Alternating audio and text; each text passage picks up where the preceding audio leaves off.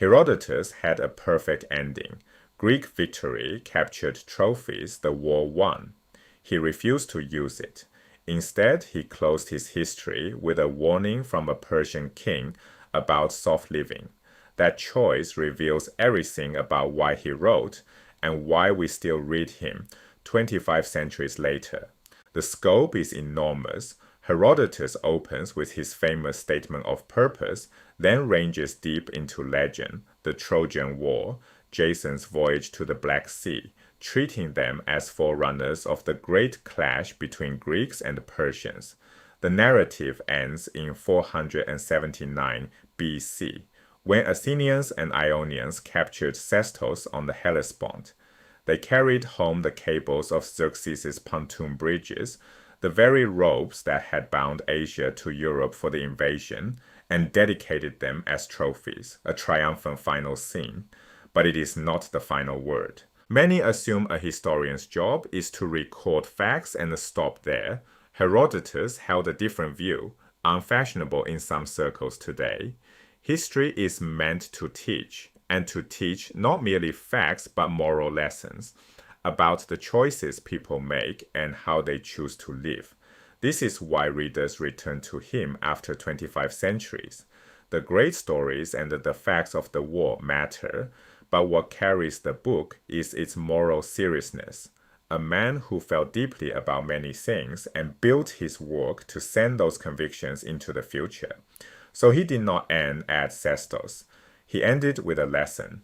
The final scene returns to Cyrus, the Persian conqueror, whose rise from obscurity opens the work. His Persians, having conquered a world empire, proposed leaving their rugged homeland to settle in the rich, comfortable lands they now ruled. Cyrus refused. Rough countries breed tough men, he warned. Soft countries breed soft ones. The same soil cannot produce wonderful crops and good fighters. They face a choice: stay hard and rule, or live in ease and be ruled by others. The Persians agreed, and Cyrus kept his capital in the highlands of Persia. By closing here, Herodotus stitched his whole book together. Empires rise on hardship, and comfort is the quiet beginning of decline. This was no isolated remark. Throughout the histories, Herodotus repeatedly attributes national character to natural environment. Climate, terrain, and scarcity forge the habits of a people. Abundance and comfort dissolve them. Geography for him is not backdrop. It is a cause operating inside history. The question is how a writer in the 5th century BC could make such sweeping connections between landscapes and peoples. The answer: he had seen more of both than almost anyone alive. Herodotus was among the most widely traveled people of the ancient world. Born in Halicarnassus on the coast of Asia Minor, he moved to the nearby island of Samos and lived there for years.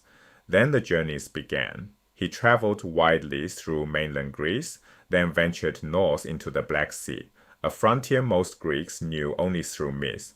He visited the Crimea, explored the region around the mouth of the Danube, and possibly reached the far eastern shore, the land where legend said Jason had sought the Golden Fleece. He was retracing the mythic geography of his own opening chapters, checking stories against coastlines. Few writers in history have so thoroughly walked the world they wrote about. On the Black Sea shores, he met people who knew the Scythians, Indo-European horse lords ruling the vast Eurasian steppes. He recorded their customs in remarkable detail: the goldsmiths producing extraordinary artifacts, the trade in grain, salted fish, and the slaves. He may even have witnessed the funeral of a Scythian king, horsemen performing their ceremonies, then a great burial mound raised over the king and his treasures. For centuries, readers dismissed these accounts as travelers' tales. Then archaeologists of the 19th and 20th centuries excavated those very mounds across the steppes and recovered exactly the kind of golden treasures Herodotus described.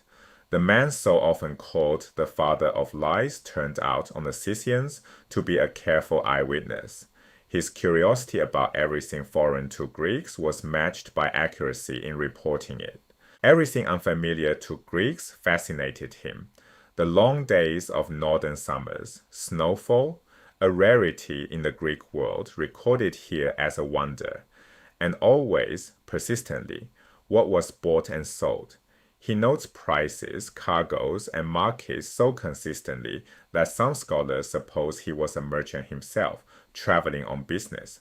That remains uncertain, but his attention to commerce was not idle curiosity. The trade routes he watched so closely had become, by the time he wrote, the strategic lifeline of the entire Greek world. Follow the wheat. Most of the eastern Mediterranean's grain grew on the plains of Ukraine and the southern Russia. Scythians sent it down the great rivers to Greek colonial ports in the Crimea. There it was loaded onto massive grain freighters and carried south through the Hellespont, much of it bound for the Piraeus, the port of Athens, now the trading hub of an Athenian-dominated sea. This is why the capture of the Hellespont at the end of the Persian Wars mattered so much. Whoever held that narrow waterway controlled the food supply flowing from the Black Sea into the Mediterranean. Herodotus sailed these very routes. When he wrote about Scythian grain or Hellespont strategy, he wasn't compiling reports. He was describing waters he had crossed and the harbors he had walked. Now the ending makes sense. Herodotus had walked the rugged highlands and the soft plains. He had watched how peoples like the Scythians dominate their world and seen wealth flow toward comfortable cities. When Cyrus warns that soft lands breed soft men, the warning carries the weight of everything Herodotus had personally observed.